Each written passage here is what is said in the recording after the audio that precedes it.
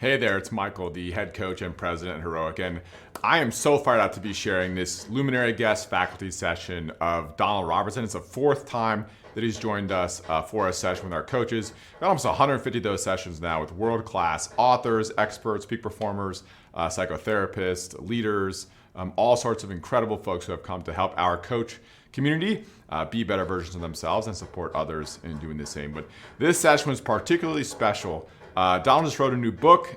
You can pre-order it today, How to Think Like Socrates. I cannot wait to dig into the wisdom. We've had a couple of conversations about this, and the more I learn about the power of it, the more excited that I get. Make sure you watch till the end. The last 20 or 30 minutes get just increasingly more powerful. So the entire session is amazing. It increases through the end. You're going to get a ton out of it. I'm fired up to see many of you joining us in Athens, Greece, with Donald. That trip's coming up in just a couple of weeks. So cannot wait to see many of you in person, on the ground, in Athens, as we literally walk the places where these philosophers walk, the birthplace of democracy, Socrates, the Stoics, all of that. Can't wait for that and to spend time together in person with Donald and Brian in Athens. But this session is amazing. I hope you get a ton out of it. Check out the book. Check it out at Barnes & Noble, local bookstores. Like to support those local bookstores. And enjoy the session. Much more from us soon. What's up, everybody? Welcome in. Thank you, Nat. Gita's in the pole position today. Ariel, great to see you. Anthony, great to see you. Kathy, looking blurry, Kathy, but I see you there. Karen, Beth, Marcus Aurelius, Claire, Timmy B, Shannon, and friend. Karen, Annie. So great to see all of you. Monica, Kurt, look at scroll. Fired up today. What was that mean? That was awesome. Let's see. The voice of God or something. Yeah, let's get the perfect, all good. Fired up. Welcome back, heroic coach, coaching with luminaries. Donald Robertson joining for Nat. Can you confirm number 4? I'm almost sure it's number 4. We've also had heroic chats. Donald, you are an absolute joy and just such a fountain of brilliant wisdom. By the way, I noticed we've chatted a little bit about how to think like Socrates. Today we're going to go deep on how to think like Socrates. You made a joke when you joined us for the last time we were talking about our upcoming trip to Athens and the place of location. I was trying to bring up the book cover, and it was my 4-day-old daughter who popped up, and you said, I didn't catch it live. You said, "Oh, there's a picture of young Socrates there." And I didn't catch it until the recording. So brilliant sense of humor as well. We've got notes on a ton of your books, How to Think Like a Roman Emperor, The Philosophy of Cognitive Behavioral Therapy. Got a ton of +1s, almost 20 +1s, ton of quotes. You've had such a big impact on us and how we think about things. One of the world's best, if not the world's best, and I'm allowed to say that. I know that you can't say that, but I can say that. Cognitive behavioral therapists, taking us actually using those concepts and applying it to our life, right? Going from being a librarian of the mind to being a warrior of the mind. How do we apply these tools in our lives? And how to think like Socrates. I'll tell you what, the more I've dug into this, the more excited I am to personally learn how to think like Socrates and to think more Socratically in my own life, to approach things more Socratically in my own life, to have that sense of both brilliant wisdom and then the kind of playful curiosity and even a little bit annoying, right? Of like how? Yeah. Well, Socrates can be a bit annoying sometimes. They did execute him eventually. Yeah. I was going to say that was such a nice introduction. I'm going to make sure I get a recording of it and play it to my wife, Casey, so that she hears all these nice things that you've been saying about me. So I'm very flattered. And I'm very excited to be back again. You know, it's great. I always enjoy talking to you, Michael, and to the rest of your coaches and stuff. Because you're all people that are really interested in this stuff, like you're an enthusiastic bunch. And that goes a long way. That's the main thing. And so the fact that you're interested 2,400 years later in this kind of annoying, controversial Greek philosopher. Like he was, there were a lot of people that didn't like Socrates back in the day, because he asked too many questions and he kind of rocked the boat sometimes. But here we are, 2,400 years later, still trying to understand some of the things that he was saying. His pearls of wisdom we're still digesting, I think. So looking forward to a deep dive. I like the sound of that. Yeah, um, I want to start with one of the biggest shifts for me Right. in a genuine like perspective shift, where I had shared with you previously when I had read Socrates or some of Hmm. the dialogues. It was like this, what are you trying to tell me, Socrates? Let's get to the point. What's the thing you're trying Yeah. to teach me? What's the end goal? And this shift around, no. In many ways it's not even ever about, and there's some things that are he's trying to, but it's much more about the journey. It's about the line Yeah. of inquisition. So that was such a powerful shift for me, and I just really appreciate that and figured it'd be a good place to kick us off. A good place to start. This is, in a way, it's quite a simple aspect of what Socrates was saying, but it's something that people struggled with at the time and still struggle with today. And I think one way of explaining it, Socrates tends to, because he asks questions, he doesn't usually just give us, he does say a lot of cool sound bites, but he doesn't try to wrap his wisdom up in sound bites. The sophists did that. So they would have slogans and maxims and they gave speeches and people would just memorize them verbatim and then go around repeating them, right? But Socrates thought that was problematic. It was kind of too passive. He said, what you get then is just a bunch of opinions that you've absorbed from other people without really understanding the reasons why they would say those things. And so for Socrates, wisdom isn't just a bunch of opinions. Like you can't wisdom just by reading a book and memorizing what it says and regurgitating it, or remembering a handful of slogans or something like that. So for Socrates, wisdom is much more of a dynamic process. It's like a cognitive skill, like it's a way of thinking. And it's a skill that he practiced all day long, every day. I said this, everyone always thinks it's kind of weird when I say this, but I really mean it.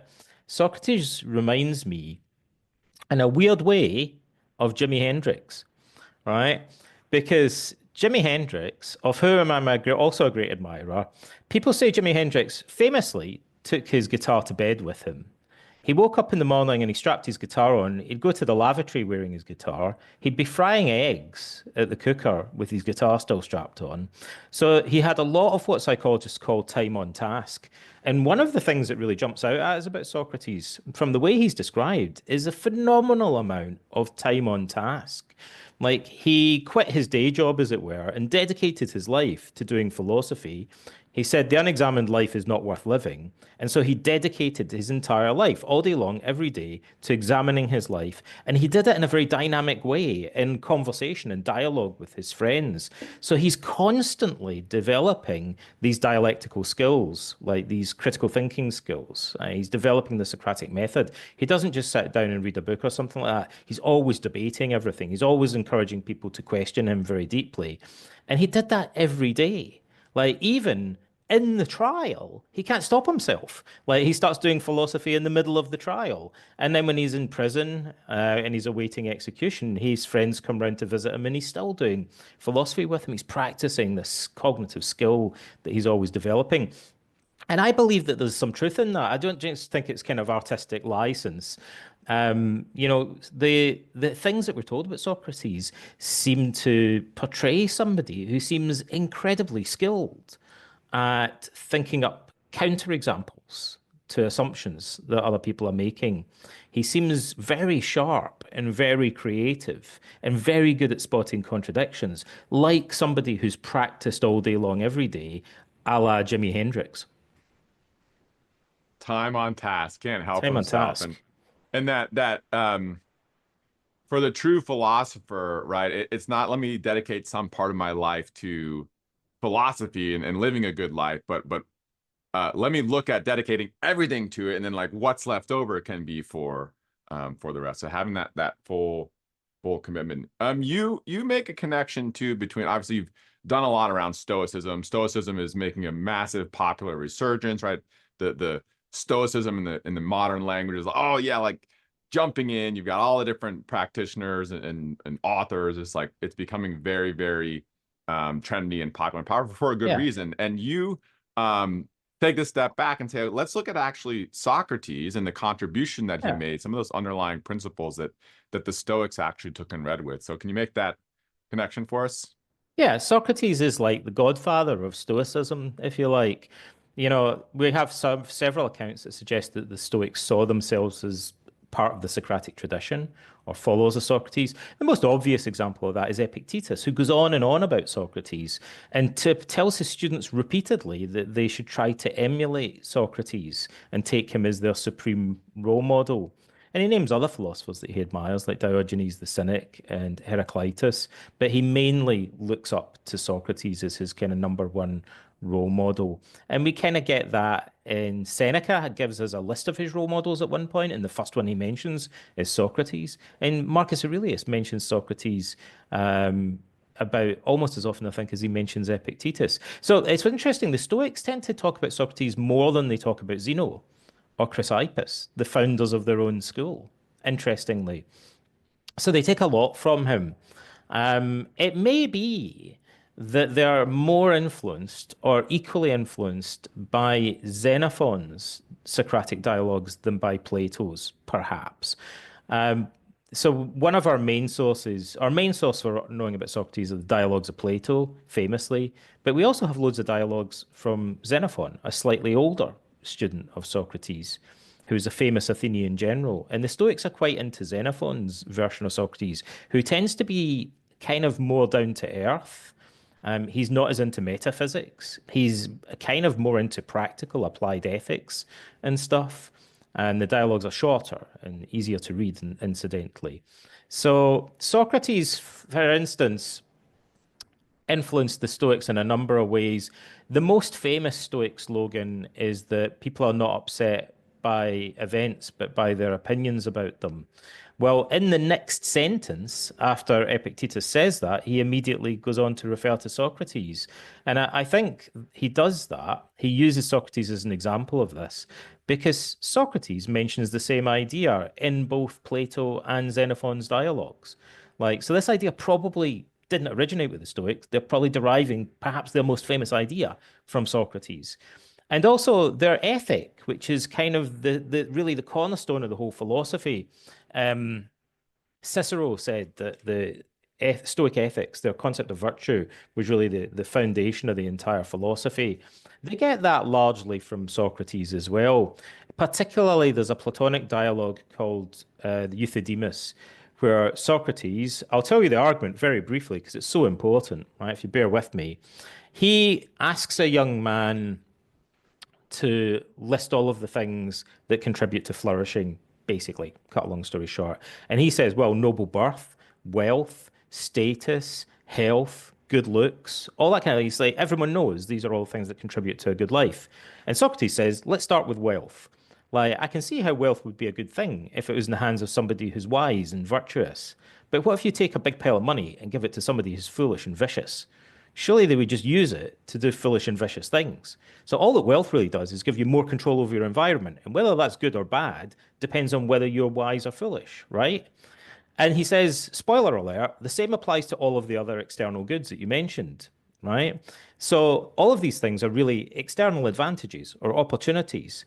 And what makes them good or bad is the way that we use them, either wisely and virtuously or foolishly and viciously. And this simple little argument we can see really influenced the Stoics and became central to their whole philosophy. And that's why they made it a central principle of Stoic ethics that virtue or wisdom, moral wisdom, is the only true good, and externals you might prefer or disprefer, but they're merely kind of advantages in life. They're not intrinsically good in the sense of being the goal of life. Yeah, we come back to that often, as you know, with that this is a 2,000-year-old challenge, right? The challenge Uh-huh. of being seduced by fame, wealth, hotness, the likes, the followers, the social Yeah. media that's bringing forward those external goods trying to convince us that that's the goal of life, right? Can we come back to virtue in that foundation in Socrates? Um, so Socrates, godfather of Stoicism, right? Very, very highly cited, and some of their biggest ideas have their origins in Socrates. Socrates, in many ways, is also the godfather of CBT. Like he was a Yeah. practicing cognitive behavioral therapist Yeah. thousands of years before that was a thing. Yeah. I mean, it might be, this is my point of view as a therapist. And maybe some academics would think I'm overstating this, but I really mean it. When I read some of the Socratic dialogues, particularly some of the ones in Xenophon, I thought he's clearly doing something that I can only describe as a precursor of cognitive therapy. And so there are bits where Socrates is talking about to great intellectuals like Protagoras about more abstract concepts. But there are also dialogues where he talks to his friends and his family members. For example, there's one where he talks to his teenage son, Lamprocles. And Lamprocles' big abstract metaphysical problem is that he gets really annoyed about his mum nagging him, right? I cannot resonate with that Yeah. at all. And so that's what the whole dialogue is about. This teenage kid getting really wound up because his mum nags him too much. And so Socrates uses these really, what I consider to be incredibly artful questions to get Lamprocles to realize that he's confusing his impression of his mother with what he knows to be the reality about her. So on the one hand, she comes across as being unbearable and hostile when she's nagging him. On the other hand, when he thinks about it, he realizes that his mum has sacrificed a huge amount for him and really, really cares about him. Like, so he has these two kind of conflicting perspectives, and Socrates helps him to kind of reconcile this and to see beyond the appearances that he's getting frustrated with and understand his relationship with his mother at a deeper level. So that he's doing relationship counseling, he's doing family therapy, right? He really is. And in those dialogues, it's that seems kind of quite obvious to me. And the core of it is that Socrates, generally speaking, seems to take for granted what I would call a cognitive model of emotion. So he doesn't think generally that anger and fear are just kind of blobs of energy that float around or build up pressure inside you. He thinks anger and fear are deeply entwined with our beliefs and our judgments, the same as the Stoics did. The Stoics are deriving this idea from Socrates. And so, therefore, philosophy becomes a therapy, right? Because if our beliefs make us angry and our beliefs make us frightened, our beliefs make us depressed, then questioning those beliefs, examining them, and trying to figure out whether they're rational or irrational, like, and figuring out a more helpful way of interpreting different situations, might be the key to overcoming some of these emotions and replacing them with healthier ones.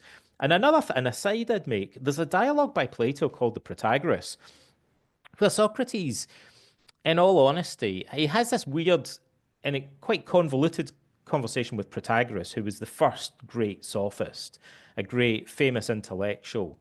And Socrates goes through this process where he kind of almost invents, he almost shows you the process of him inventing a form of cognitive therapy that we actually call problem solving training or problem solving therapy today, PST. And it's got to do with weighing up the pros and cons, short term and long term, of different courses of action. So Socrates gives a whole rationale for why we would do this. He calls it a rational system of measurement.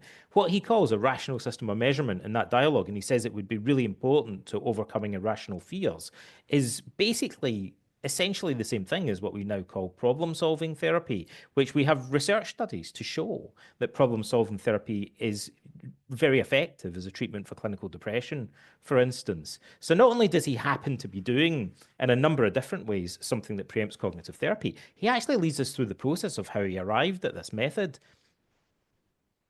And what is so weighing up the pros and cons, what's the process for that one? He says one of the problems that we face is that in the same way that a sound appears louder when it's close and quieter when it's far away, or that a fire seems brighter when it's close or dimmer when it's further away, pleasures seem more enticing when they're close and less so when they're further away. And pains are less scary when they're far away, and they have a greater effect. And psychologists today call that temporal discounting.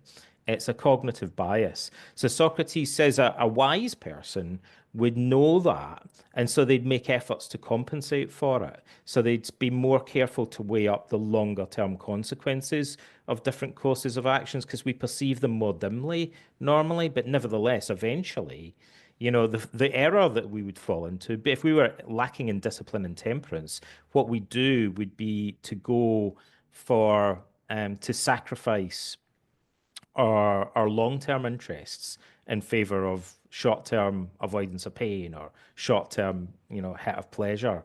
Like, so we might do something like eating candy that's pleasurable short-term, but it might be, causes a lot of pain in the long term. So self-discipline, in a way, is about seeing beyond the kind of immediate sort of salient pleasures and pains that we have and thinking more about the more distant, the dimmer, longer term consequences. Socrates seems to think that's the key, not only to self-discipline, but also to courage and temperance and wisdom in general, at least in that dialogue. Elsewhere, he thinks there's more to it than that, but that's enough to show he's invented a form of cognitive therapy right before our eyes.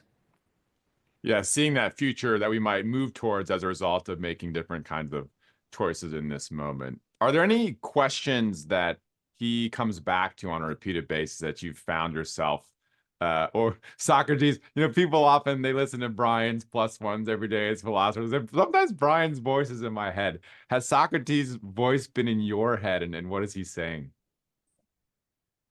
Yeah, I think I often think about different things that Socrates has said. If is there a particular question?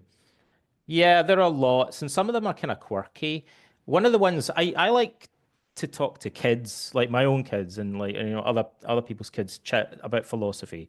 I think if it's presented in the right way, many of the things that um, Socrates says, like the parables in the New Testament, are they're so kind of agrarian and kind of mundane, like that they're almost like Aesop's fables in a way, like they're quite relatable to children. So Socrates will say, one of my favorite little quips is that he says to his friends, apparently he liked to say to his friends, um, if you were a shepherd, would you know how many sheep you have? Right? And they'd say, well, if you're a shepherd, you basically have one job. That's counting sheep, right? And not losing a sheep every so often. So shepherds are pretty good at counting sheep. Like, they would normally know exactly how many sheep they've got and whether a wolf has eaten one when they weren't looking or not. And then Socrates says, okay, he usually starts off with what seems like a silly question, right?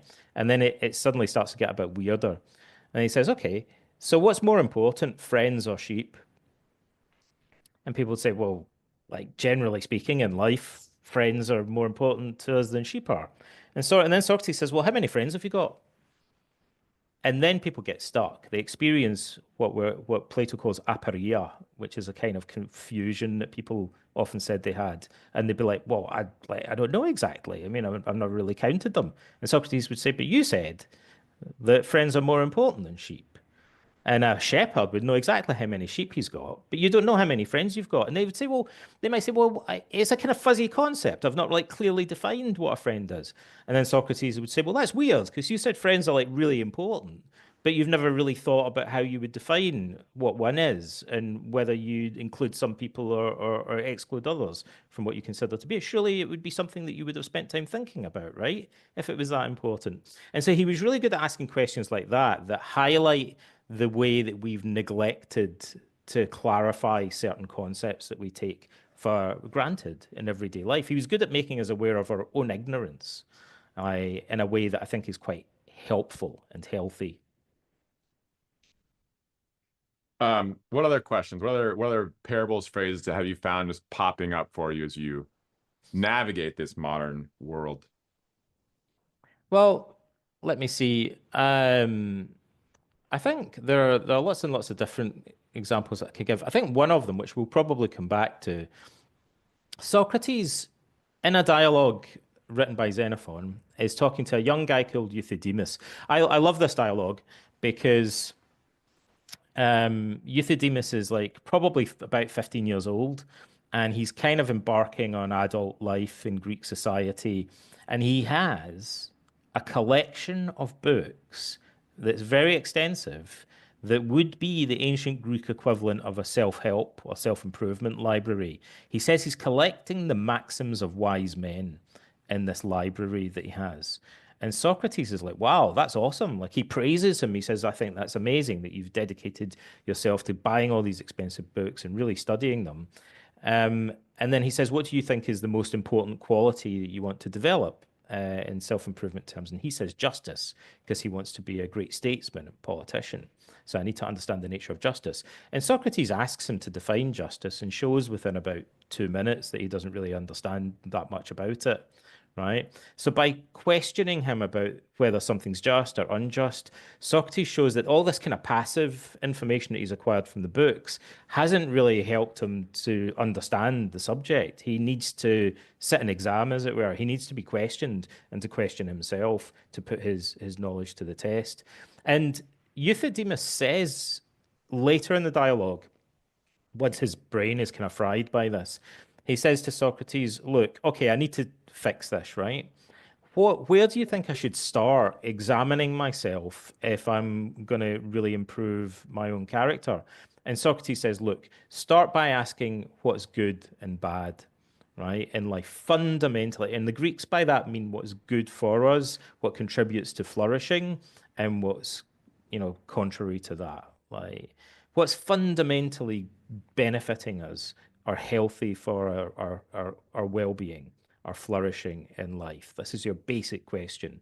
Like there's other ones about the nature of justice, nature of courage that are kind of secondary to that. But your core question is what contributes to flourishing and what's antagonistic to it.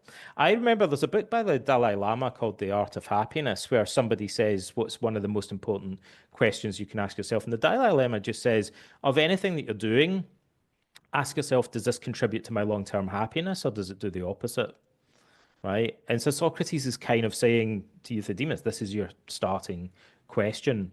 And then he goes again through a list of different things that most people would assume contribute to flourishing. And Socrates asks him, under any circumstances, could you imagine that wealth might do the opposite of contributing to flourishing? Could physical health sometimes contribute to your flourishing, but might sometimes it do the opposite? So these kind of questions, asking us to look at things from a different perspective, question our assumptions, and particularly the values that we take for granted. Like that's really, to me, the core of the questions that Socrates is asking. Like it would be a bit like if I was going to paraphrase it, this isn't how he phrases it, but it's like he's saying, are you sure that that's always a good thing?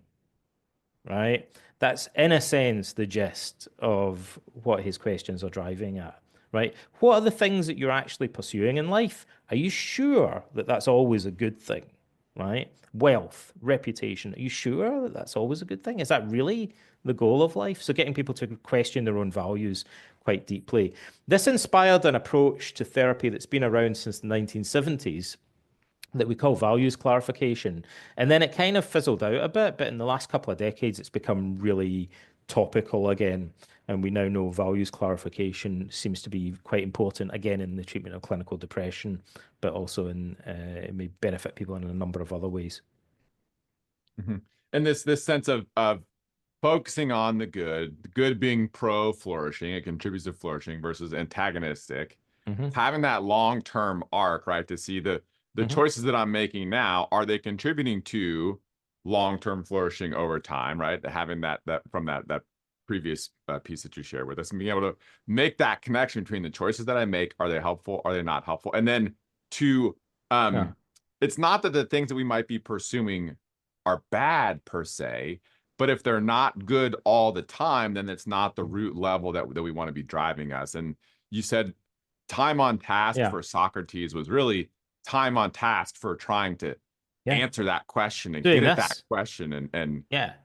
The way he puts it is I should be talking to my friends all the time about the way he phrases it, which I quite like, is he says we should be talking about the most important things in life, right? We should be spending more of our time examining the most important questions in life. So he talks about the nature of justice, the nature of wisdom, the nature of human flourishing. He doesn't beat about the bush. Well, he does a bit sometimes, but generally, like his conversations are always revolving around these really core questions. The interesting thing is modern academic philosophy sometimes kind of goes down a bit of a rabbit hole and loses sight a little bit of some of these questions. The feeling I had when I first started reading Socrates, Plato, and Xenophon was that we were getting back to really central questions. Actually, if you don't mind, I'll tell you another little story about a different type of questioning. It's kind of related. There was another 15-year-old boy called Critobulus that's also in Xenophon's dialogues. And he comes to Socrates saying, can you help me make good friends, like to network? And Socrates says, well, what are the qualities that you would most look for in a good friend? So again, it's an easy question initially to answer. So Critobulus says, well, they'd lend me money if I was broke, and they'd come and visit me if I was sick, and maybe if I was Be acting up. some degree. Yeah. These poor people after the first question, like I know Yeah. their dialogue's written this way, but they always seem to come up with an answer that's like a softball, right? Yeah, and they always kind of think Socrates is a bit of a dimwit at first. Like, so they're like, these are dumb questions, Socrates. I mean, obviously you'd want a friend, to come to around to your house for dinner and like to tell you if they thought you were making a mistake about something and blah blah blah blah. And then Socrates says, well, that sounds a bit right. How many of those qualities do you exhibit yourself? And Critobulus is like, well, like not very many of them. I mean, maybe none, right? And so Socrates says, well, you've got this all completely back to front then, haven't you? Like, so you asked me, someone who has none of the qualities of a good friend, to introduce you to people who are good friends. And to do that, I'd have to lie and pretend that you would make a good friend yourself. And they're going to figure that out eventually. And then they're not going to trust me as a matchmaker of friends anymore. And they're just going to get disillusioned in you. He said, what you should have done is ask me how you could become a good friend. That's the question that you should have asked me. And Critobulus is like, well, okay, I see that now. I mean, maybe you're right. So how do I become a good friend? And so Socrates says, well, let's now like discuss that and work on your own self-improvement. Because if you had the qualities you've just described, people would be falling over themselves to introduce you to everybody that they know. Right. So you kind of ask the question the wrong way around. It shouldn't be like, how can I find good friends, but how can I become one? And this is related to a famous slogan that's attributed to Socrates, which is, we should be as we wish to appear. So rather than trying to figure out how to persuade people that we're likable or how to appear like we'd be a good friend, Socrates says you should be asking yourself how you can in reality actually become a good friend. Not how can I appear confident, but how could I actually be confident in reality? Like he says, we're misdirected by focusing too much on appearances. Like we've got to keep dragging ourselves back to these core questions about the type of person that we actually are in reality. How could I, to be as I wish to appear? That's what you should be doing, Critobulus. Not just trying to appear like a good friend, but actually trying to become a good friend in reality. A great deal of the advice that Socrates gives to his friends, we would now describe as resembling what we call the golden rule. So the golden rule is usually associated with the New Testament, where it says, do unto others as you would have them do unto you. And the famous thing about it is you'll find ideas, moral guidance that's similar to that in almost all world religions and almost all ancient philosophies. But in particular in the Stoics and in Socrates, you find this. Socrates is pretty emphatic about it. He doesn't kind of phrase it as concisely as that, but he's always encouraging people to identify the qualities that they would admire in other people, like, and then begin to act that way themselves, right? So if you want somebody to be a good friend towards you, you should take the first step, he says, and begin acting that way towards them. It's more important for you to exhibit those qualities than it is for you to obtain them from somebody else. So the golden rule, I think, is important because many people, when they read philosophy, particularly if they're reading Stoicism, I'll often hear people saying, well, it's all really interesting, but I'm not really sure what moral guidance the Stoics are giving me. It seems a bit abstract. Like, what is justice and what is virtue in practice? And there are subtle and complex aspects to ancient ethics, right? There's no getting away from that. But at the same time, there's this very simple moral guideline that underlies a lot of it, which is that we shouldn't be hypocrites. We should have integrity, and we should treat other people as we would like to be treated by them. Socrates sees this simply as a contradiction. It's what we call in modern therapy a double standard. We have this thing in CBT called the double standard strategy, where you're applying one standard to other people and a different standard to yourself. Critobulus was guilty of double standard, right? He was applied one standard to other people, expecting them to live up to this ideal of friendship, but he didn't try to live up to it himself. And Socrates said this is a contradiction. right? Or if you like, it's a kind of moral hypocrisy, right? And once you realize that you're doing that, by resolving that contradiction, like you're going to make quite significant moral, psychological progress. That's what your self-improvement should really consist in. Hmm. And do we have evidence, or what evidence is there that Socrates started by applying all of that to himself, right? And that he was on this um wanting to be the good friend, the good moral, upright kind of. Did he have a double standard, or did he practice that?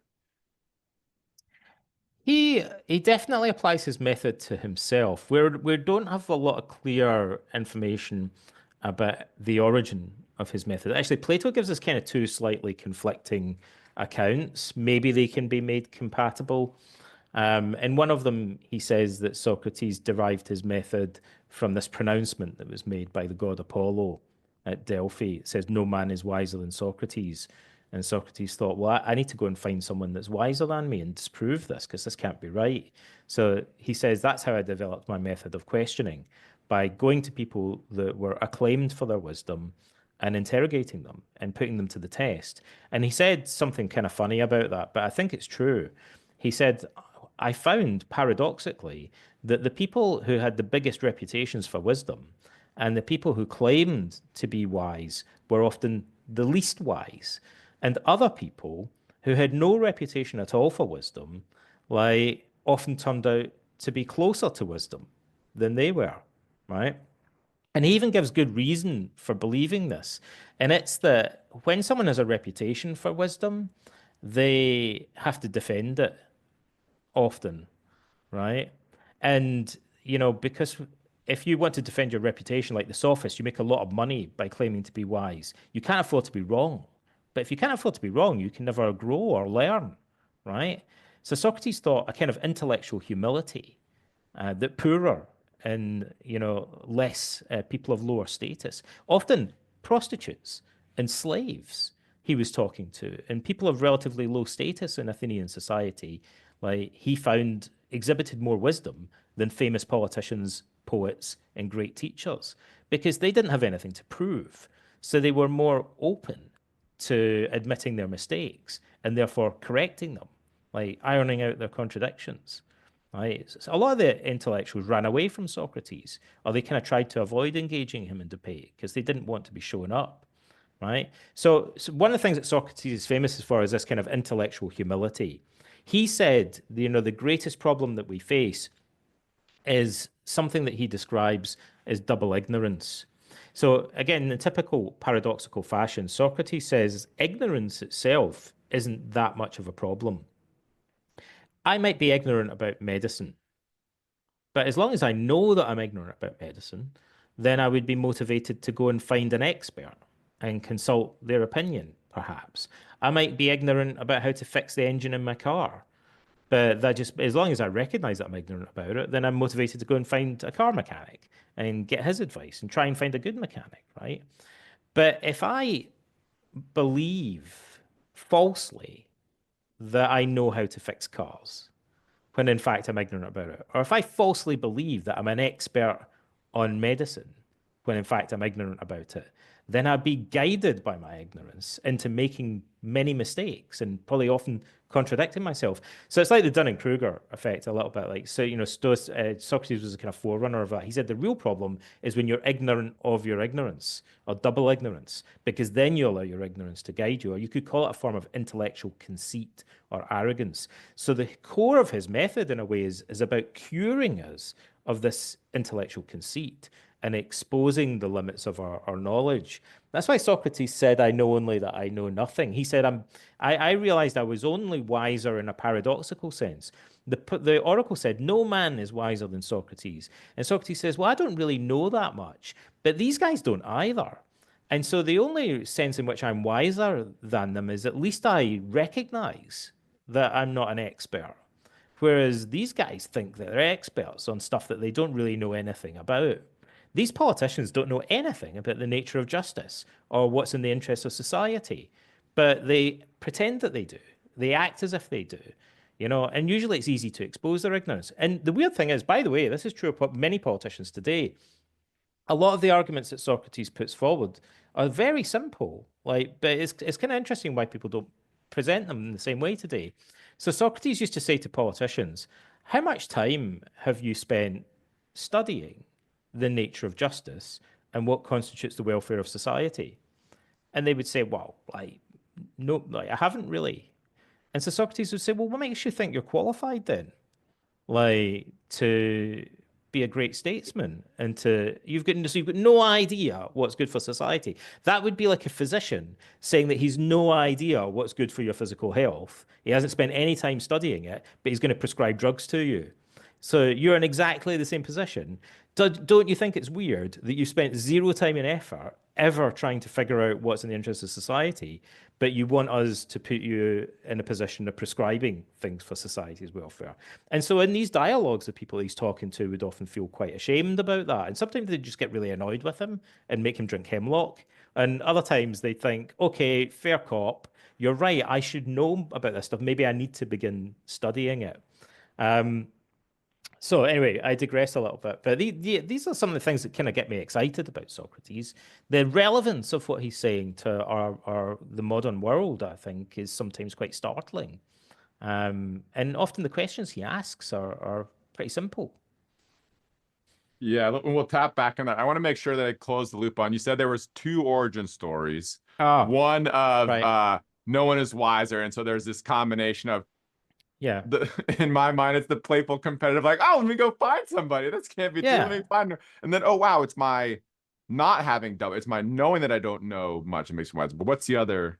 Socrates is an oddball, and it takes a while to get used to him. He's not like Marcus Aurelius. He's not like most intellectuals. He's ironic, right? And even his friends were sometimes not sure whether he was joking or serious, right? But often it seems like there's a kind of strange combination. Like he's joking and serious at the same time. And that takes a little bit of getting used to, right? So the other explanation that Plato gives, or appears to give in the Symposium, is he says that 10 years before the plague of Athens, um, Socrates, so Socrates would have been like relatively young at that point, ish, like in his 30s, I think, or something. That's towards the beginning of his philosophical career. He says that Socrates met this woman called Diotima, and she was a priestess, and she talked to him about the art of love. And this is quite remarkable because the conversation he describes at length shows Diotima applying a question and answer method, like the Socratic method, to the concept of love and friendship and human relationships. And what Socrates was famous for was applying the dialectical method to applied ethical issues like that, everyday moral problems of this kind. That's maybe his kind of trademark thing to a large extent. But here it's attributed to a woman called Diotima. And female intellectuals in ancient Greek society are kind of relatively rare because women were treated quite badly in Athenian society, with a few exceptions. But actually, as an aside, one of the interesting things about Socrates is there's this constellation of women around him that are really colourful, interesting characters. So actually, the other story, it's the Pythia, the priestess of Apollo, another woman that says no man is wiser than Socrates and inspires his method. Here is another priestess called Diotima. Now, Diotima is not mentioned anywhere by any other ancient author, and we don't really know anything about her. But some modern scholars believe, and this is very controversial, it's very speculative, but I adopt this On line in brand my for book, Socrates, right? right? Some modern scholars believe that she may be a kind of pseudonym for a famous Athenian noblewoman, or actually a famous Greek noblewoman, she wasn't from Athens, um, called Aspasia, who was the courtesan and possibly later the wife of Pericles, the greatest statesman of classical Athens. So she was a hugely important, privileged figure in Athenian society, but also reputedly, she was an expert on rhetoric and surrounded by a kind of intellectual circle, which again was kind of unusual in those times. She was an extraordinary, like an exceptional woman. And we know very little about Socrates' relationship with Aspasia, but he's frequently connected with her in various ways. We know there were several ancient dialogues that are lost now that portray Socrates talking to Aspasia. And they have various other fragments linking them. So the theory is that Diotima in Plato's Symposium is actually a portrayal, a depiction of Aspasia, which would kind of make sense, right? Because it seems like elsewhere it's implied that one of the things that she taught Socrates was about matchmaking. So Socrates is obsessed with this idea of matchmaking, which seems odd to us today. We don't think that's what philosophers do. But Epictetus says to his students, we're jumping around a little bit here, so let's quickly jump forward like 400 years. Epictetus, 400 years later, the Stoic philosopher, said to his students, the main thing that you can learn from Socrates is how to get into debates about the most important things in life without it degenerating into a quarrel. So the main thing you can learn from him is this kind of skill of friendship, how to be able to deal with controversial things. And actually, this is very relevant to therapy and cognitive therapy. We have to challenge people and ask them about quite sensitive subjects and provocative questions, but maintain a therapeutic alliance, right? So that again strikes me as Socrates being somewhat having the skill of a therapist. He's good at maintaining a working alliance with people, even when he's asking them really challenging questions, until he isn't, and they eventually make him drink hemlock. But generally speaking, he was surprisingly good at doing this all day long, every day, without people just punching him in the nose, right? He did irritate some people along the way.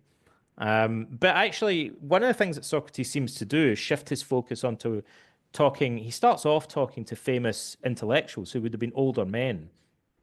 And then as time goes on, he seems to progressively shift his focus on talking to younger men, young adults and adolescents in Athens. And I think that's partly because he found them to be more open-minded. Like, as I said earlier, some of the great statesmen and great thinkers were kind of closed-minded. They didn't want to be asked questions. That offended them. Whereas nobody in their right mind thought that the youth of Athens were wise, right? So Socrates thought, these guys, they don't mind debating justice with me all day long, and they don't mind if they're mistaken about it. They're happy to keep coming back because they're ripe for learning. But the older generation are more closed-minded, and they've got a reputation to protect. So this other story is that relatively early in his career, Socrates is shown talking to this mysterious woman who might be Aspasia, about the art of love, friendship, and matchmaking and stuff like that, applying philosophy to a down-to-earth, everyday moral dilemma, and she's using something that resembles the Socratic method, weirdly, which is tricky in terms of the chronology. She shouldn't be. So is Plato implying that Socrates learned the Socratic method from her? That clashes with what he says elsewhere about Socrates developing this method because of the pronouncement of the Pythia. Maybe there's some way to reconcile these things, but this is a good example of the problem that we have, the Socratic problem, as it's called, which is we know of Socrates from satirical plays about him that were written during and performed during his lifetime, from dialogues which resemble plays, and from what's called the anecdotal tradition. So this real chaotic, mishmash of bits of little anecdotes here and there, often in much later authors. So we have this kind of mess, really, and there's a lot of contradictions in it. And none of these are historical or biographical accounts in the modern sense of the word, right? We can't assume that everything Plato says about Socrates is meant to be verbatim true. And so there's a lot of debate about how much of it is dramatized or fictional, how much of it is actually true, whether some of the things Plato has Socrates saying are actually things that Socrates ever said or would have said, or whether Plato is using Socrates as a mouthpiece for his own ideas, right? So my position on that is a fairly traditional, simple one, which is that probably towards the beginning of his career, Plato was describing Socrates in a way that was more consistent with how everyone else saw him. And so probably closer to the real Socrates. And Xenophon is probably closer to the real Socrates as well. And so the commonalities between them probably indicate what the real Socrates was like. But in Plato's later dialogues, where he talks about his famous theory of forms and gets much more metaphysical, I think that probably isn't something that Socrates ever said. That's probably Plato taking his own metaphysical ideas and using Socrates as a mouthpiece for them. So the Oracle story, I believe, is true, but we don't know when it happened exactly. And that's annoying because whether it happened before or after other key events in his life might change how we understand the story of his life. But also, there are some modern scholars who believe that the story about the Pythia saying no man is wiser than Socrates might be a fabrication. I think that's unlikely because both Plato and Xenophon mention it, and there are other reasons why I think it's plausible, but some scholars think it might just be completely made up. So even that, which is one of the most famous things about Socrates, there are some scholars think that that might be fictional. I think it's important to include in the book because when in the book, what I tried to do is tell the story of the literary character of Socrates. So this is the Socrates we know and love, as it were. This is the Socrates that in the ancient world people read about. You And look like him, by the way. Is this you on the cover? This is like the I'm glad you say headphones and the that. beard. That's the slightly more buff Socrates, if I remember rightly. I think that's the one that stands outside um, the university in Athens.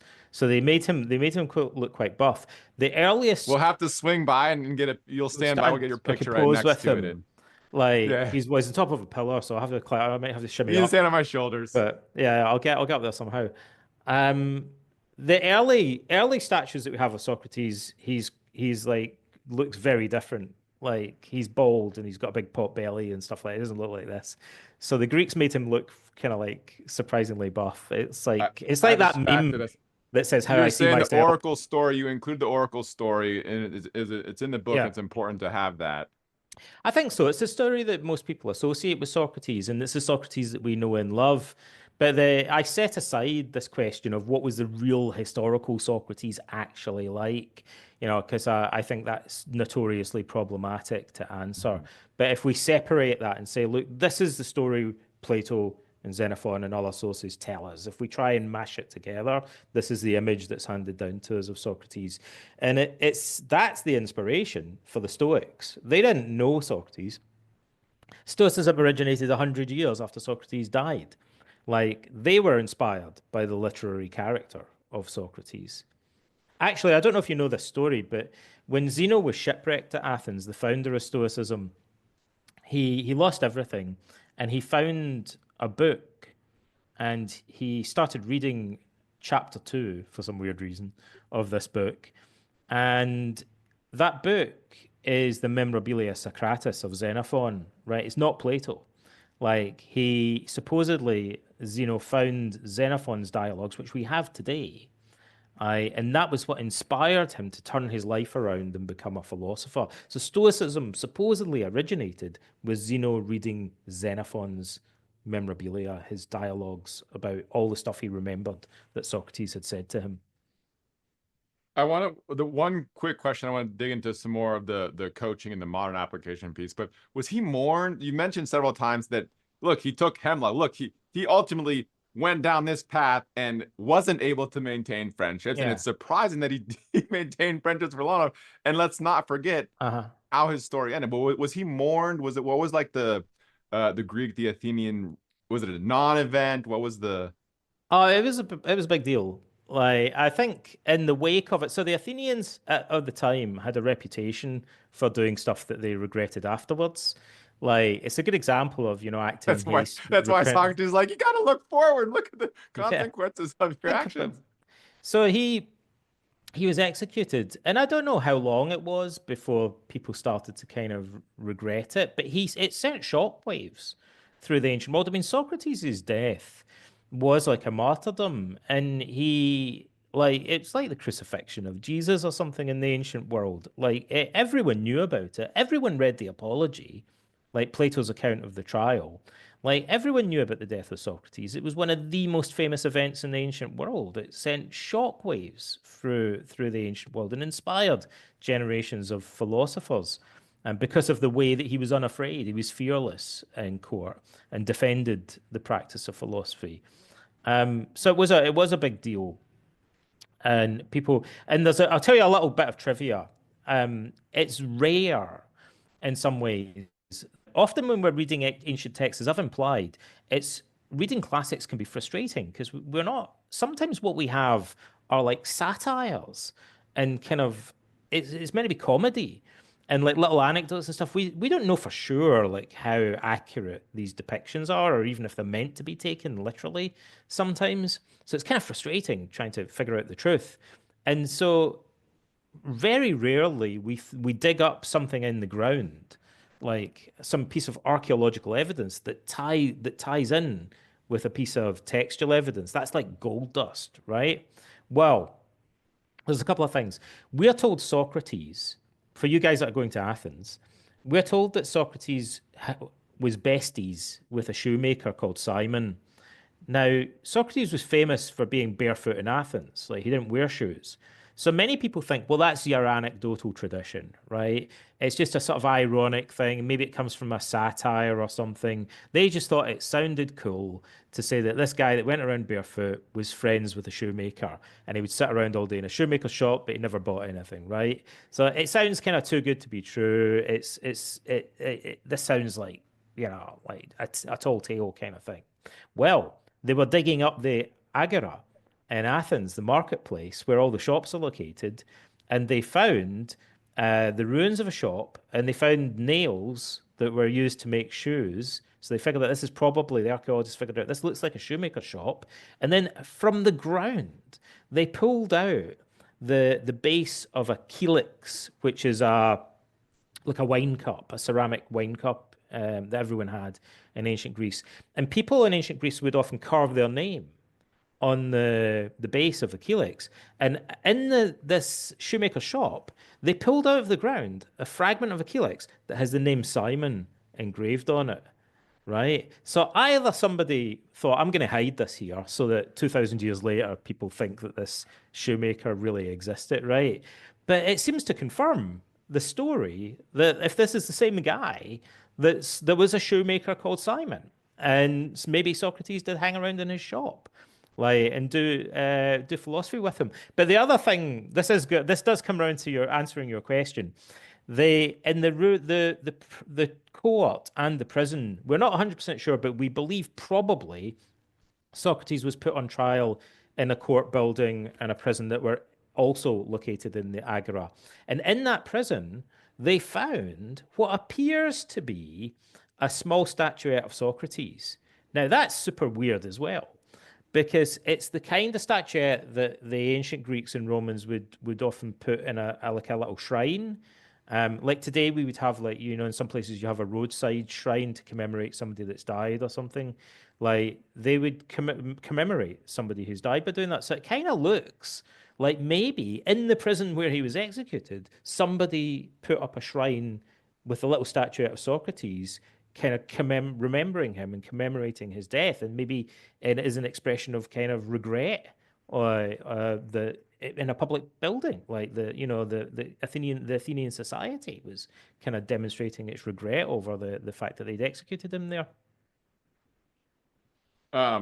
Sounds shocked by that. I can't wait to again be there and to feel that um energy, right, that still exists in place. But bring it back to the book cover. And by the way, I pulled up this week's note on The Righteous Mind by Jonathan Haidt.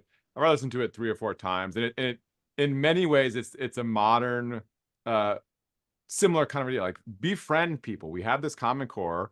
Speak to the elephant, right?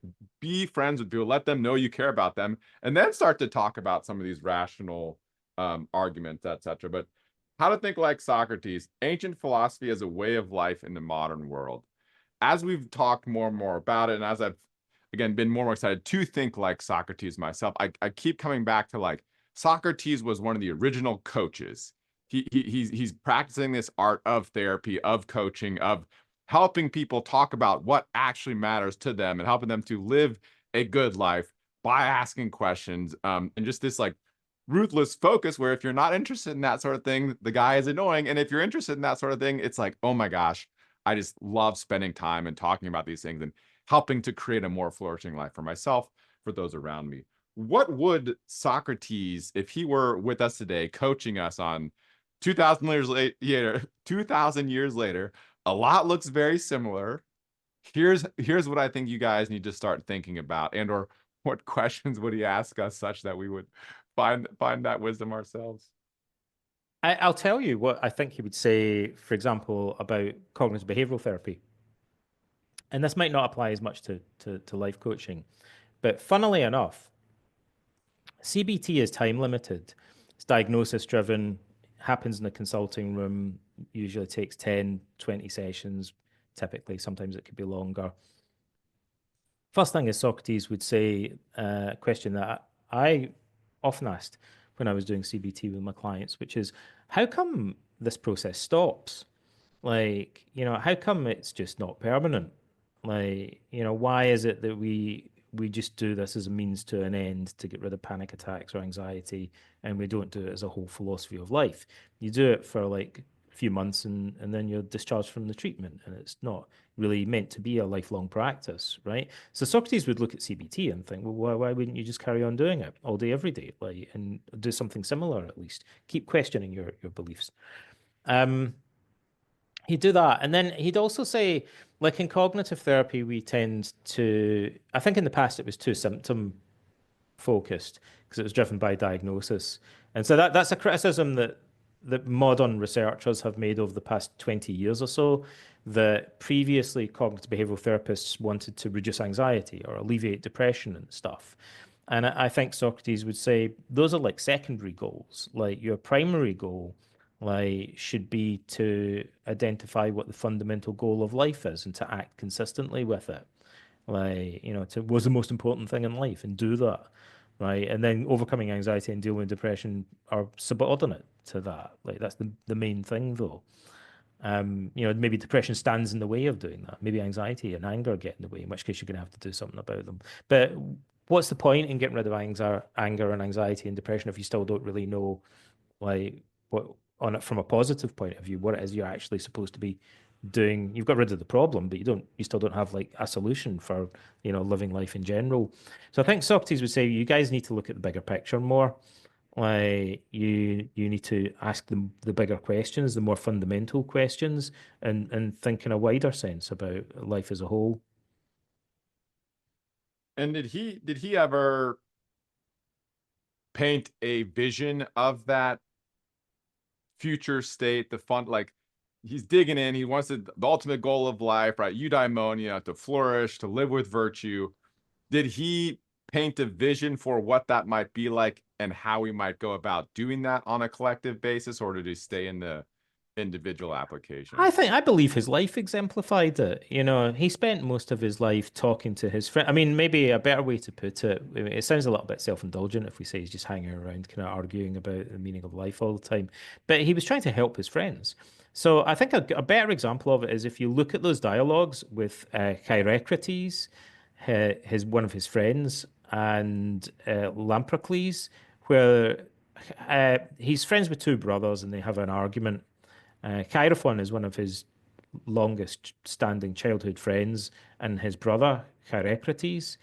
And they fall out, they're not talking to each other, they disagree seemingly over an inheritance. And so Socrates is helping them to examine why that's the case. He does it in a remarkably sophisticated way. So he talks to Chirocrates, and first of all, he questions his emotional coping. Like, so he says, well, are other people as irritated with your brother as you are? And if not, why not? What's the difference between you and them? So he's bringing about cognitive distancing, right? And cognitive flexibility.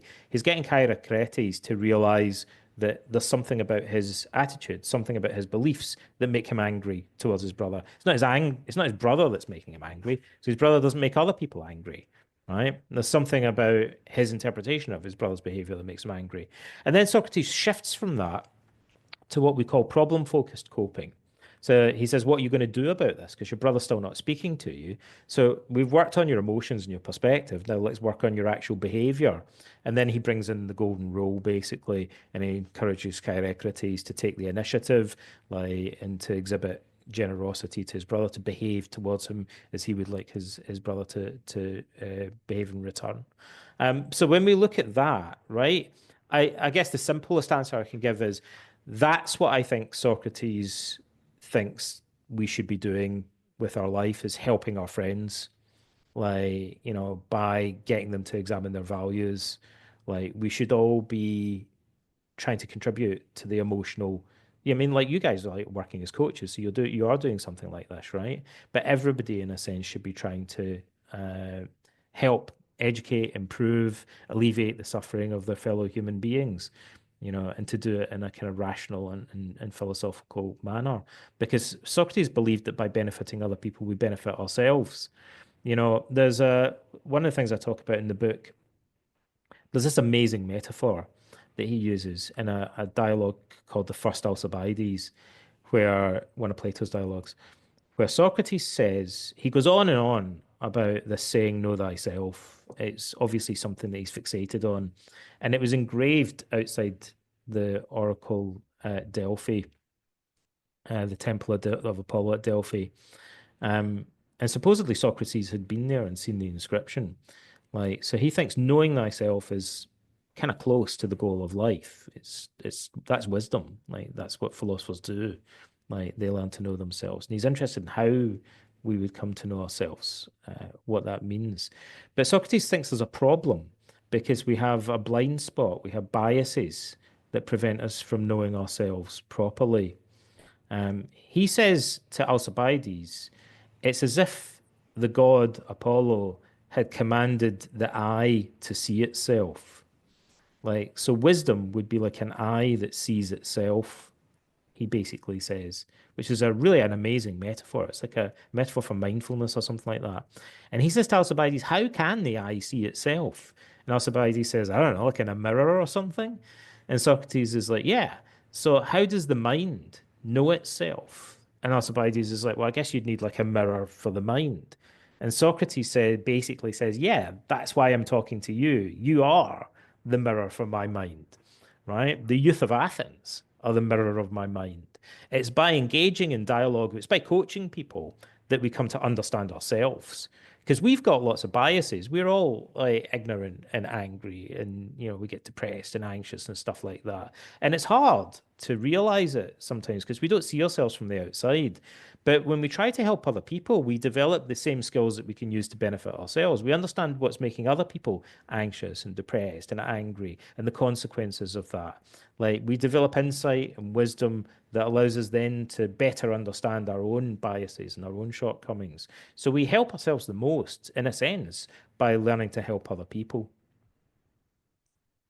I have a mic, it's up here. It's connected to the wall, or I would drop it. That's absolutely brilliant, that both the know thyself and the what is the I work with Phil over probably closer to 243 sessions. I bet we're talking on, and he thinks that my like personal quest is to know myself. Who am I at a root, and that's gone down some metaphysical turns. Definitely will check out but with that sense of knowing myself through other people, right? My eyeball can't see itself, but by seeing the way that you see, seeing a different perspective, I get a greater sense of who I am. And there's the golden Buddha metaphor, right? We're all the golden Buddha. We've got plaster and stuff on us, and we need to chip away. And having others help us to chip away to see that innate goodness, live our own lives well, and then don't go try to change the whole world.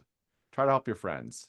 Help one person at a time. You're those that you're connected to. Help them to live a better life. Ask questions when they've got blinders on, or they're looking at something that's causing them harm, right? Versus being a pro flourishing behavior. Absolutely. And I'm even more excited. I was always excited. I've been more and more excited. We're like 13 days away or something. Like, I cannot wait to just soak all this up. Where can folks go to buy the book? Amazon? Any other place you want to point them to? You can buy the book from all good bookstores and even some bad ones, as my publisher like to say. But actually, Barnes and Noble, we have to plug. Like that's a touchy subject these days with Amazon kind of dominating things. Don't buy But it from but Amazon. Barnes Barnes and and Noble. Noble also exist, as do many independent bookstores around the world. So it's an audiobook and hardback and ebook formats, and you can pre-order it now. If you do pre-order it, it does help us out a little bit because then the stores are more likely to kind of stock it and stuff. So if you're thinking about getting it and you pre-order it, that's thank you. That helps. Um, and also on the day that the book's published, which is the 19th of November in the US and some other countries, I'll be doing like a live Zoom Q&A thing for everybody that's pre-ordered it. There's a form that you can fill out and you'll get an invite to come and everybody can, ask me about the book and stuff like that. So when I wrote this book, I like a lot of the things that I write, I just sat down and I thought, I want to write the kind of book that I wish that I could have read when I was 17. Right. That's all. And then I just kind of cross my fingers and I hope that other people are into the same kind of stuff that I was into when I'm 17 and that I'm still into today. But I thought if I could go back in time and, when I was kind of searching for stuff, this is what I would have wanted. Like, I would have wanted something that has an engaging story. And I'll tell you as well, like, the thing about Socrates is like when classicists look at these texts, they know there's an amazing story here, and it's kind of frustrating that people don't know about it. Because in the ancient world, everybody knew about it. Marcus Aurelius knew all this stuff about Socrates. He was this bigger than life character, right? Um, and there's an illusion as well when we read the dialogues. There's something odd about them. They do mention historical events and famous figures, but nevertheless, usually when people read those dialogues, they have this sense of Socrates kind of a little bit in a vacuum, like he's walking about a park, like, or at his friend's house for dinner, and he's talking about philosophy. Not that he's fighting in major battles in one of the biggest wars in world history, and at the center of this huge political turmoil and the birth of democracy. And he lived through like one of the worst plagues in history and all this kind of stuff, right? Socrates lived through these seismic historical events, like right in the middle of it. He was best friends, like with some of the leaders of the Greek world and influencing them. Like he was a hoplite, he was a heavy infantryman, like, and he fought in the Peloponnesian War. The Peloponnesian War went on for 27 years, like in parallel to most of Socrates' philosophical career. He lived under the dictatorship of the 30 tyrants, and they tried to execute him, but he narrowly dodged that bullet, and then they eventually executed him under the democracy.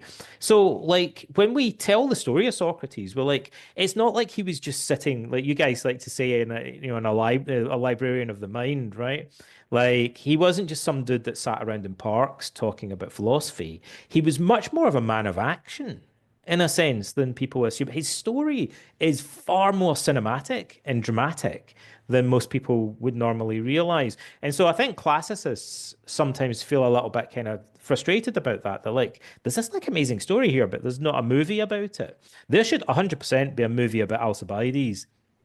He's like one of the most kind of amazing, sort of colorful, dramatic characters in history, really.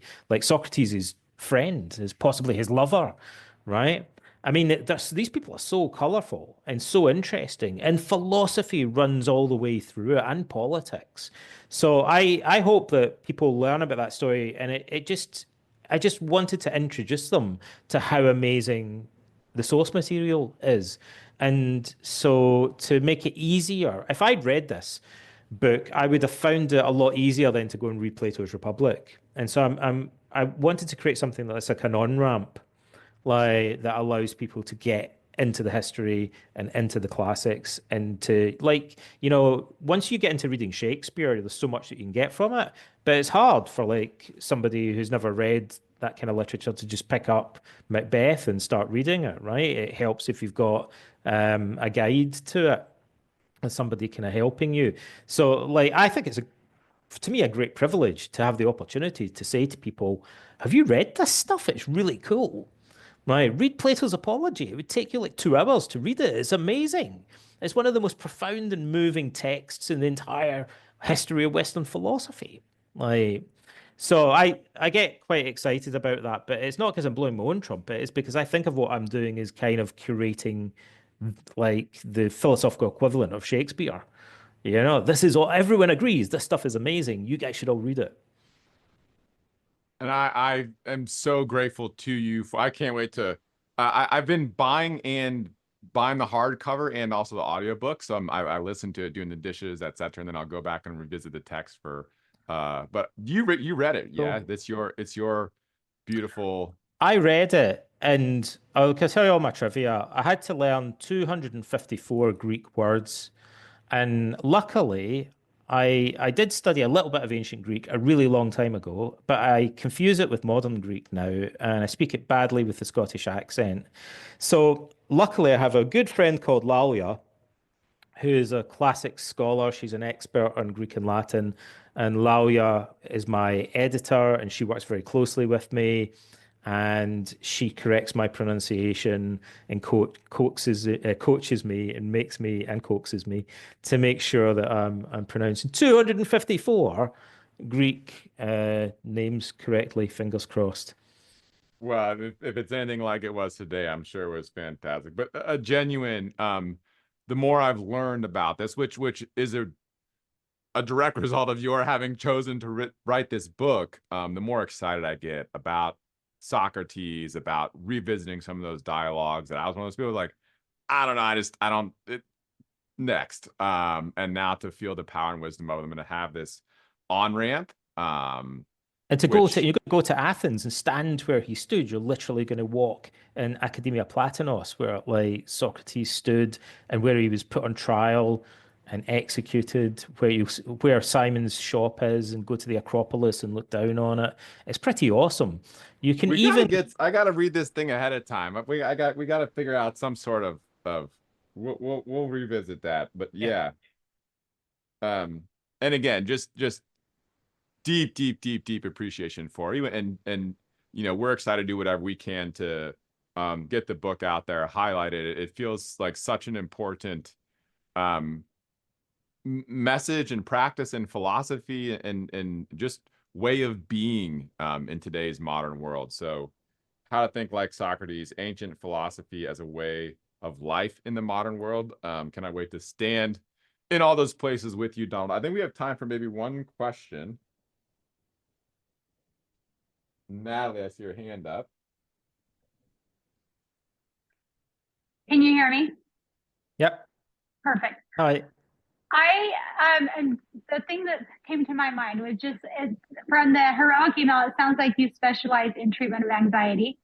And with anxiety rates on the rise, I'm curious to hear if anxiety seemed to be a problem at the time of Socrates, or if it's really a modern issue, and what you have learned from Socrates and or Marcus Aurelius that has influenced your treatment of anxiety. Gosh, it's very difficult to make kind of historical and cross-cultural comparisons about mental health, right? So one of the complicating factors is that people seem to experience their emotions. There's some constants in emotion, but people express emotion differently in different cultures. So the ancient Greeks, for example, would like tear their hair and beat their chests and beat their heads with their hands and maybe sometimes tear at their skin when they were really upset. We don't do that today, generally speaking, but that was pretty common. People, they would rip their clothes and things when they were upset in the ancient world. So much more kind of expressive of emotion. And I get the impression they probably experience, I guess, from what we know about anthropology and so on, studying different cultures, they probably experience their emotions in a somewhat different way from the way that people do in 21st century Britain, Canada, and America. Basically. So it's tricky to make a comparison. They do get anxious and they worry about things. In some ways, they seem to think of anger as a more salient problem than we do, which is kind of interesting. Anger's a funny one because people tend not to seek therapy for anger as much. Angry people think everyone else needs therapy. Like, so they think I'm fine. It's you guys that have all got a problem. Like, it's all your fault. You guys need to have therapy. Where anxious and depressed people are more likely to self-refer for therapy. But the Stoics seem to definitely think we have an entire book by Seneca called On Anger, and I think in the ancient world you kind of get this feeling that they're particularly concerned with anger. It's I guess it has a more of a social impact than other emotions. What have we learned about dealing with anxiety from reading the ancients? That there are many things that we can learn about anxiety. One is that by looking at events from a broader perspective, like the view from above, that seems to help us to reduce our anxiety in many cases. And that's because when people are in the grips of a strong negative emotion, they usually narrow their scope of attention. We engage in selective attention and selective thinking. And it's like you take a magnifying glass and put problems under them when you're anxious. Whereas, the Stoics are training themselves to do the opposite and look at the bigger picture. Socrates talks about that as well. The other thing that Socrates tends to say, and this is kind of linked to the core of the Socratic method in some regards, he always wants us to kind of look at things from different perspectives and questioning like our initial impressions. He wants us to realize that what seems like a catastrophe or a bad thing might in many cases turn out to be a good thing in the long run. And that, again, that's just like something a therapist would say, because it's or a coach, right? Like most of the clients that I've seen that have been made redundant over the years, and there have been many, it usually ends up being a good thing for them in the long run. Like, and I think there are reasons for that. Like many people get in the wrong job and they stay in it for longer than they should. And so sometimes it's a bad thing short term, but in the long term, often people then become self-employed or, they find a better role for themselves. The breakup of a relationship, a divorce, or, like a romantic relationship that breaks up seems like a catastrophe at the time. But 20 years later, when you look back on it, usually people will have a different perspective because they've probably met someone else. Like, and they go, well, if I hadn't divorced my first wife, I wouldn't have met my second wife. Yeah, like, and so like looking back on it, you might think seemed like a terrible catastrophe at the time, but now I'm like maybe I'm happier now because I met somebody else that I'm happier with in the long run. Um, so Socrates always wants us to acknowledge this idea of the reversal of fortune, and what seems like a good thing might turn out to be a bad thing, and what seems like a bad thing might turn out to be a good thing. This is actually a theme in Greek tragedy. Like, so it's a very familiar concept to him from his culture. But that's something I think that we can learn about anxiety and worry. We know from research on worrying that when people worry, they usually focus on the most anxiety provoking moment in a series of events, and they don't even realize that that's arbitrary, right? So if I'm thinking about something that could go terribly wrong, I could also then think about what happens the next day and the following week, right? But if I did that, I'd be thinking about how I'd recover and I'd move on, and it wouldn't be as worrisome for me to think about it that way. But if I keep stopping at the worst point, I'm going to keep my anxiety at a peak level. So again, broadening our perspective chronologically and spatially seems to be something that the ancient Greeks were a bit more familiar with. And I think it's something that we could learn from today. Thank you. This has been a great session. I've loved it. Ah, thanks. You're welcome. I'm glad you enjoyed it. Donald, is there anything that we didn't touch on that you want to make sure we're thinking about, practicing? I'm gonna say something controversial. All right. So a guy interviewed me yesterday, a young fella that I like. I liked the questions he asked me, and what was he? Sort of an influencer. And he said, "Do you have a problem with self-help?" And I said, kind of like yes and no, right? I love self-help. I've read lots of self-help books, and I think they're really interesting, really valuable. But Socrates raises, I think, some important questions about the way that we consume self-help. And as a therapist, and I think you guys as life coaches will be aware of this, but also cognitive therapists maybe even somewhat more aware of it. So all cognitive behavioral therapists, when they assess clients in the initial session, will ask them about their coping strategies, right? Particularly with anxiety, but for other problems. And so generally speaking, the coping strategies that people use are not helping them that much, because if they were, they wouldn't be in therapy, right? So they have panic attacks, they have generalized anxiety. How do you cope with it? You know, and they'll describe various techniques that they do. I try and distract myself. I repeat a mantra, like I smoke weed, like I watch Netflix. You know, there'll be other strategies that people employ. And some of them are strategies that they've got from self-help books and courses, right? Or strategies that they've kind of figured out themselves. But there's something about the way that they're using. Sometimes they'll even be using CBT strategies, but in a kind of unhealthy way, right?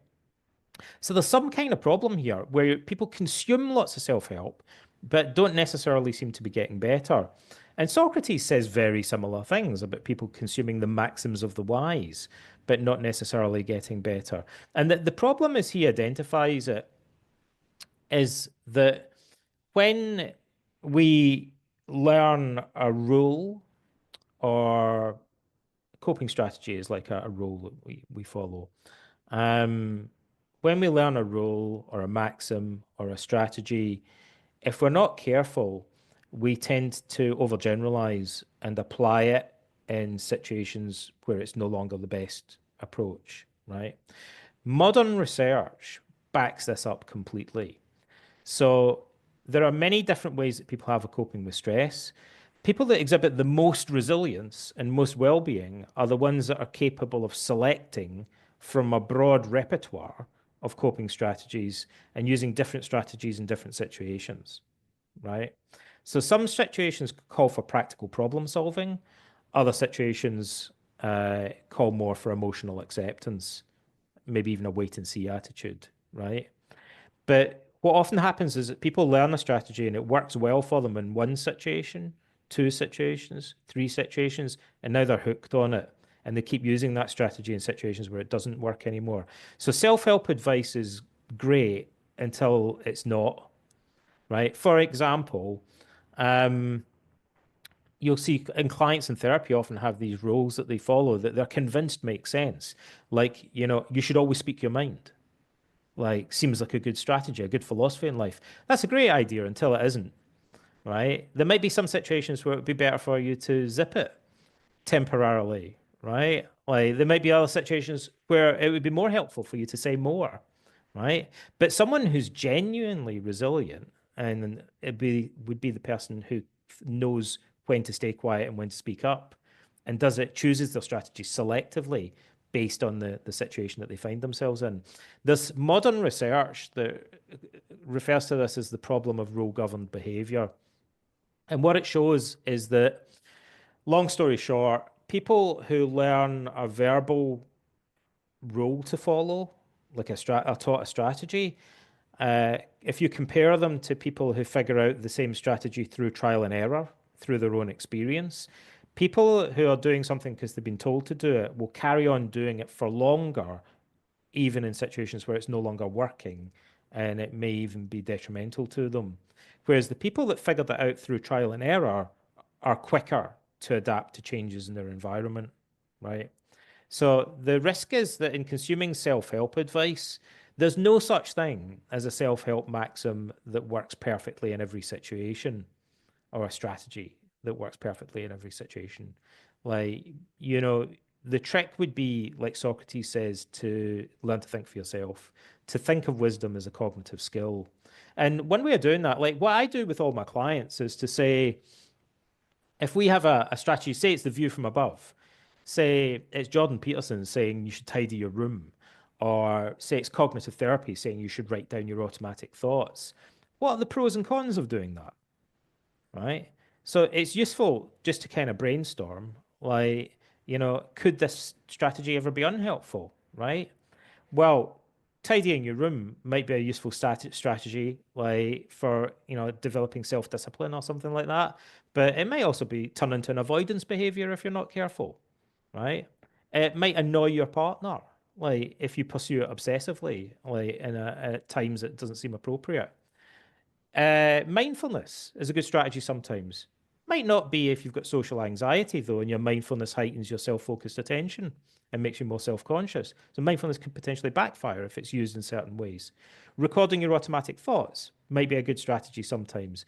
But if you've got generalized anxiety disorder and you overthink everything, like it might just trigger you to ruminate, like, and you might end up writing pages and pages and pages of notes about a problem, and then it just becomes pathological, right? So all we in therapy see self-help strategies being abused by clients all the time, right? And so we have to be, Socrates is aware of this problem. Like he's very sensitive to it. And one way I think, like I say, of countering it is simply to ask yourself, is there a good way and a bad way of using this technique? You know, what are the strengths and weaknesses of this technique? That's a very useful question, I think, to ask, particularly in a group setting. Like, because then it leads into troubleshooting. And that process of thinking it through in a more flexible way is really, you know, the thing that I think is most healthy for self-improvement and developing emotional resilience. So actually, there's a term for this. We call it coping flexibility in the research literature. People who have coping flexibility and aren't just a one-trick pony, like, you know, who can think of different ways of responding to stressful situations and choose intelligently between them. Coping flexibility is particularly associated with emotional resilience, whereas rigidly using what seems like a good coping strategy typically leads to problems in the long run if we're not careful.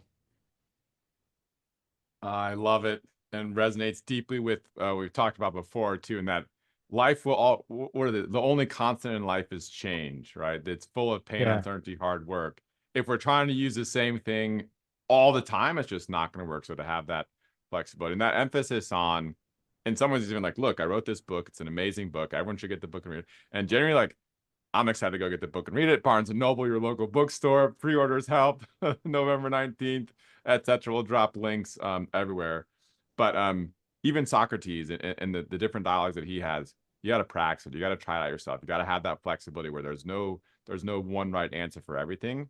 And through that trial and error, through actually living, being like that, the guy, one of the 30 different Greek names you dropped on us so well, who had the library of wisdom, and Socrates like, well, are you actually living it? Be like that guy and start to move towards practicing it and applying it and cultivating wisdom. I appreciate you a lot. That's been a pleasure. Been fun. Anything, you know, we ask at the end, what's one thing we can do for you as individuals, as a community? And we've got a lot of exciting things coming up together, but when you think about that, what's one thing we can commit to as individuals, as a community, to spread some ripples out in the world that you'd like to see spread? I think I said this last time, but my big interest at the moment is the problem of anger, because I think it's neglected by psychotherapy and self-improvement. I think there are whole communities based around self-improvement on the internet that are populated by angry young men, particularly in what people tend to call the manosphere. Right. And I think it was a problem in the ancient world as well. And it's got to do with this fact that people often have a blind spot for anger. Like, so they're kind of doing self-improvement in other areas. They're dealing with their anxiety, they're dealing with their confidence, but often they neglect to deal with their anger. And so anger is a social problem. You know, it can lead to political extremism. It can lead to violence. It can lead to wars. You know, it can lead to relationships breaking up. Like, so I think anger, I agree with the ancient philosophers. If we have to make an effort to address the problem of anger, because it's not the top of most people's lists, but I think it's an overlooked issue and it's something that we can help with. There's a great deal of psychological research on anger. There are many coaching, cognitive behavioral therapy techniques that can benefit people with anger. I think exploring anger, talking about anger, you know, just raising the topic, heightening awareness of it is a way that people can tangibly benefit the world, benefit society I and know their friends. we're already long. Do you have a couple minutes? Mm-hmm. Do you have a couple more minutes? Yeah. How do I help my kids with this? With anger and expressing anger, being curious about anger, right? Not like my 3 almost 4-year-old in particular. It's not a deep rage, but she gets upset when she doesn't. And I wanna so as we look at exploring anger, being curious about anger, allowing anger to be there and to be real and to bring what it's bringing, but avoiding the downside. As I strive to bring forth the best in my children, do you have a guidance? Well, I guess there's a couple of things that I would say. Okay, bear with me. I'm going to do a very quick deep dive then, right? So in terms of children in general, I think one of the most useful techniques is to model coping, and to do that through what's called the talk aloud technique, right? So of course, modeling stuff, but that's not much help unless your kids can actually see what's going on between your ears, but they can't unless you say it out loud. So talking aloud about struggles that you're experiencing and how you're dealing with them. So saying, man, I'll admit I've had moments of like, girls, I'm so angry right now. I'm getting really, I'm not like, listen, I just need to take a breath and think about this, and think about how I'm coming across and what the consequences will be, because I don't want this to harm our relationship, but I do want to change things. So talking about your thought processes as you're trying to kind of cope with your anger, and being a role model of somebody who's thinking about it rationally and coping with it calmly, and maybe, you know, taking a time out sometimes and waiting till you've calmed down and then returning to a situation, noticing early warning signs of anger, right? So typically people don't notice. If you were getting angry, I would think your voice has changed and your facial expression has changed, right? Maybe you'd frown and you'd tense your shoulders. Like maybe your tone of voice would be different. Your breathing would change. Maybe you'd sigh. You might roll your eyes. You might stare. We don't notice that much when we are doing these things, but other people can see and hear it. So noticing that you're frowning, noticing that you're tensing your neck and shoulders allows you to spot anger at an earlier stage. So asking your kids, like, what are the earliest signs that you're beginning to get angry? What are the things that usually trigger it? Like, if you were to make a list of the top 5 situations, and then in those situations, being on the lookout at an earlier stage for the early signs of anger happening. In many cases, spotting anger earlier is sufficient to derail it, funnily enough. But even if it wasn't, it would be the precursor of then doing other strategies anyway. So it's the foundation of everything, is just catching it at an earlier stage, noticing what had previously gone unnoticed, though, right? Spotting stuff that you hadn't noticed before about your facial expression, about your tone of voice, like about the thoughts that are popping into your mind. The other thing, anger is, in a sense, is easier to do this with, because what clinicians and researchers have found, people believe that their emotions, people have an overly simplistic view of emotion, which is one of the biggest obstacles. So one part of that is that people think you've got anxiety, you've got anger, you've got sadness, and they're just kind of like blobs of feeling. But anger differs from other emotions in that it often is actually more like a coping strategy. Anger has more voluntary components to it than anxiety and sadness typically do, and it often occurs in response to an initial preceding feeling. So what often happens is somebody might, I go to shake somebody's hand and they don't notice that I'm doing it, and so that hurts me in the feels.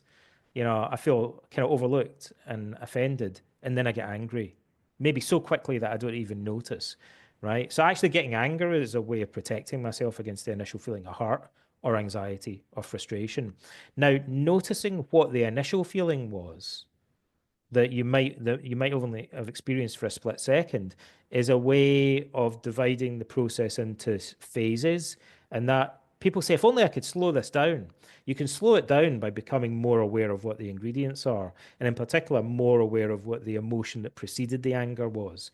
So noticing that and actually sitting with it for 5 or 10 seconds longer than normal and just doing nothing, but allowing yourself to observe the initial feeling, accept it, acknowledge it, digest it, give your time to yourself to digest it. Usually 5, 10 seconds have gone, it no longer feels like worthwhile getting angry. Like it tends to derail the anger. But the other thing that you can do at other times is get people to think about, you have to talk in general to kids and young people about the nature of anger, because our society doesn't talk about the cost benefit analysis of anger, what the negative consequences are, and people often don't think about it. And when people get angry, it introduces a lot of cognitive biases. So, for example, people who are angry tend to underestimate risk. Their ability to evaluate the long-term consequences of their actions is impaired. That tends to lead them to behave more impulsively, to place themselves and other people in danger sometimes, right? So you're not thinking straight typically when you're angry. And so talking about the consequences of anger, talking at a later stage, right, when you're not angry, saying, do you know, like, have you noticed, like, angry people sometimes put themselves in danger? Sometimes they take risks and things. You know, it kind of affects your judgment. You don't really think about the consequence. Sometimes people do things when they're angry and then regret it later because they're not really thinking clearly about the consequences of their actions, right? So having a discussion about the nature of anger, and so that if you can get people to see anger as more of a negative thing, and be more aware of the negative consequences it has, more aware of alternatives to responding with anger, even if it's only take a time out, even if it's only just wait and see and accept the initial feeling, even if it's maybe communicating in a different way, more assertively rather than aggressively. All of those things can diffuse the feelings of anger. But there's also an idea that you get in Socrates and in the Stoics, which I found very simple and very useful. So if you've had this conversation and you've got people to reflect a little bit about the nature of anger, I say to people, when you're becoming angry, like ask yourself, what does you more harm? Your anger or the thing that you're angry about? The emotion or the trigger? Somebody didn't shake your hand. Like, what does you more harm? Them not shaking your hand or you getting enraged about it? Right? But to understand that, you've got to kind of like think, what does anger do to you? Does it affect your physical health? Does it affect your mental health? Does it affect your relationships? Like, does it affect your character? Like, how does it affect your performance at work, your studies? Like, how does it affect your life in general? So thinking about the broader and longer term impact of anger is, I think, important. And then asking yourself, what does you more harm? Your anger or the thing that you're angry about? So in many cases, it's obvious that your own anger is a bigger threat. Now, that question can recalibrate your mind in a number of ways that can diffuse anger. So, for instance, we talked earlier about when people get angry, they tend to shift their focus outside. That's partly because they're feeling pain inside. You just hurt my feelings. But if I think you're a jerk, now I'm not paying attention to the fact that you've hurt my feelings. So all my attention is on you. So I'm distracting myself from the pain that I'm feeling. Ah, that's like a band-aid. That makes me feel a bit better. Getting annoyed with you makes me feel a little bit better. Like, so I'm not dwelling on the pain anymore. So getting people to become more aware by asking themselves that question forces them to shift their attention inward again. So if you ask yourself, is my anger doing me more harm than the thing I'm angry about? That means I have to start thinking about my anger. That means now I'm dividing my attention rather than giving all of my attention to the outside world and to blaming other people, right? It's difficult to continue being as angry if I'm now focusing part of my attention on my own conduct. That tends to dilute and confuse the anger cycle. So just generally getting young people to notice what they're doing with their facial expression and their body language and spot these early warning signs. Be on the lookout in typical trigger situations. At other times, just talking to them more generally about the consequences of anger and how it affects us in different domains of life. And also training them to ask the question, what does you more harm, your anger or the thing that you're angry about, as a way of interrupting the cycle of anger. Those are all things that I think that can help young people.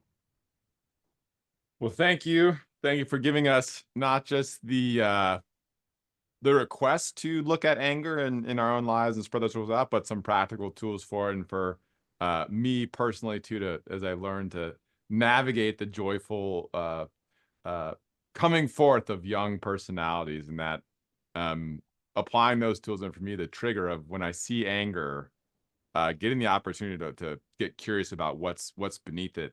Yeah. For her, and what is that feeling that's driving that the anger is coming on the other side, and what comes first? Aaron T. Beck, the founder of cognitive therapy, did research on anger, and he says every single client, virtually every single client he asked, when he got them to track their automatic thoughts, in virtually every case, there was another emotion that preceded the anger. Like, but often people weren't fully conscious of it until he asked them to keep a record of what they were experiencing. And when they did, they were like, anger is actually a response to pain, frustration, anxiety, some other preceding emotion. So that's very important, because noticing that can then introduce a delay, and that it only takes a few seconds to defuse the anger. Once again, just deep appreciation for you. I'll lock it in. Appreciate all the blessings and gifts in my life, in our lives. Appreciate you. We'll get this out quickly too. And again, How to Think Like Socrates. Grab it. I'll get it up first before you see little 4-day-old Socrates. There you go. Get the book. Barnes and Noble. Donald, I'll give you a hug and a high five in real life here in less than a couple of weeks. In Greece, I'm looking forward to it. That's going to be fun. And anyone joining us, cannot wait to see all of you as well. Everyone who is here today. Monica, great to see you. Leonel, Rob, Anthony, Natalie, everyone that's off camera, everyone that's checking on the replay. Appreciate all of you for being part of this community, striving to be the exemplar yourselves, change the world one person at a time together, starting with you and me and all of us, helping ourselves, helping our friends, thinking like Socrates and acting like Socrates. Day one, all in. Let's go.